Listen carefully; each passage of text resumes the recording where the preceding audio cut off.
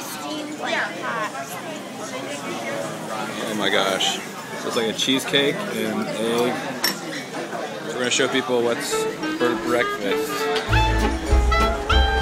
We've got fish. And then you've got all these different kinds of cheese and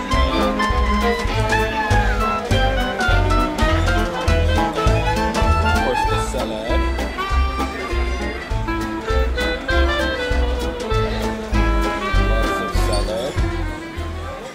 Salad for breakfast, right? Right.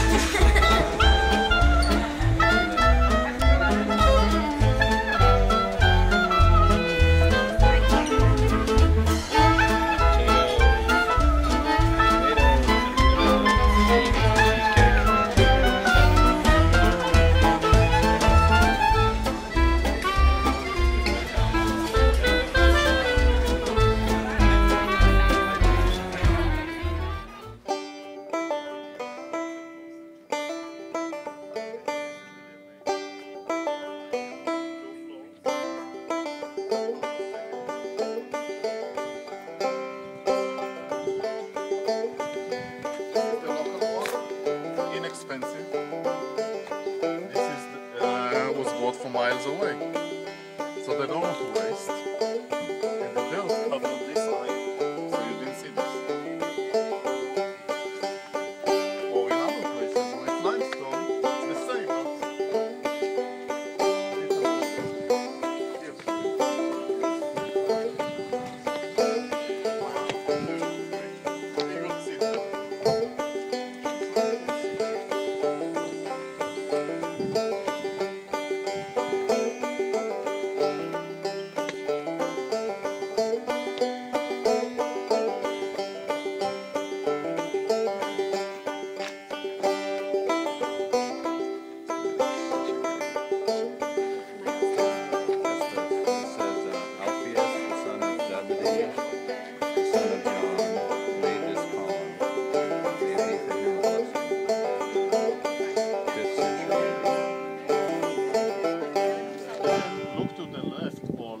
center there are 4 pillars. You all see them? Yeah. These 4 pillars supported the roof at the left side.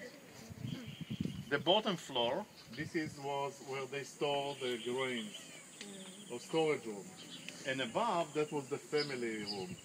And there was a ladder from the courtyard, 5, 6, 7 steps.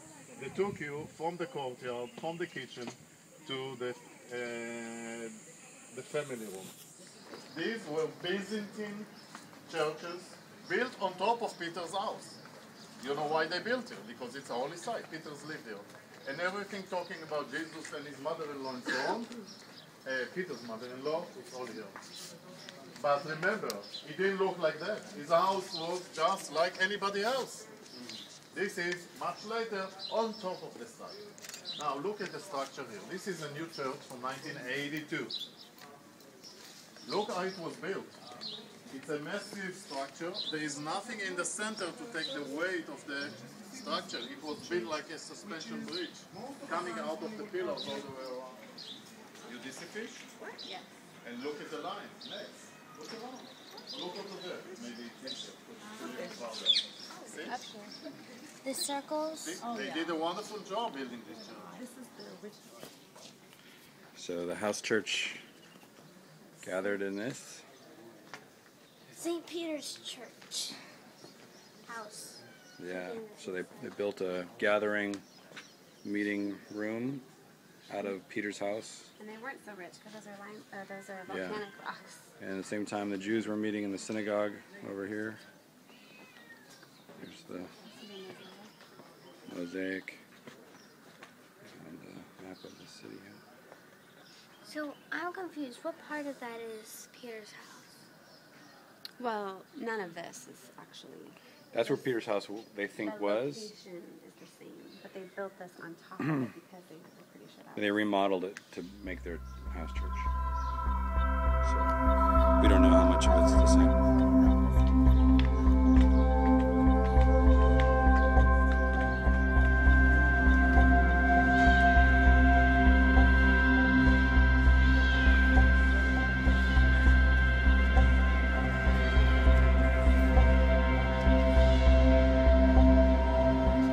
see what he's holding? A key? Yeah. So Jesus said in Matthew 16:18, "Thou art Peter, and upon this rock I will build my church." So what the Catholics think is that means that Peter was the first pope. He was given the keys to the church, and that he could hand that key to the next pope, and the next pope, and the next pope. And so today's pope, they think, has the key to the church that was given to Peter by Jesus in Matthew 16.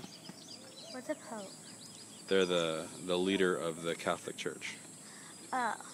The vicar of Christ. Basically, it means that Jesus' kingdom established here on earth, and he has a vicar, which means somebody who rules in your stead, like while you're gone.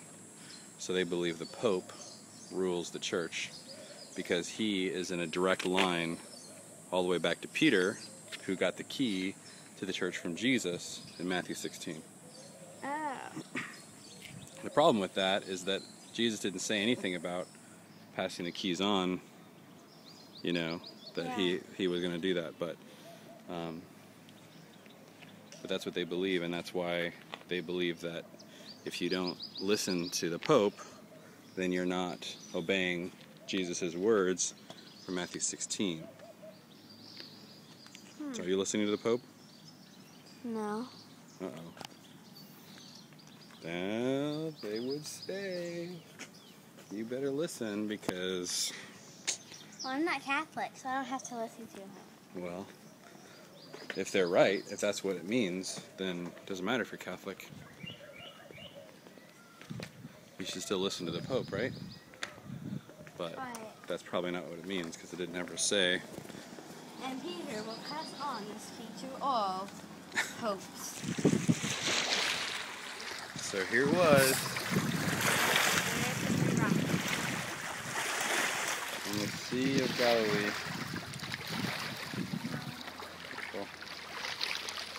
On the shore of the Sea of Galilee, where Jesus said to Peter and Andrew and James and John, "Come follow me and I'll make you fishers of men."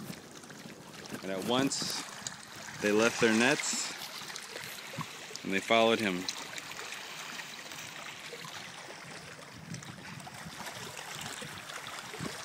And the world was never the same.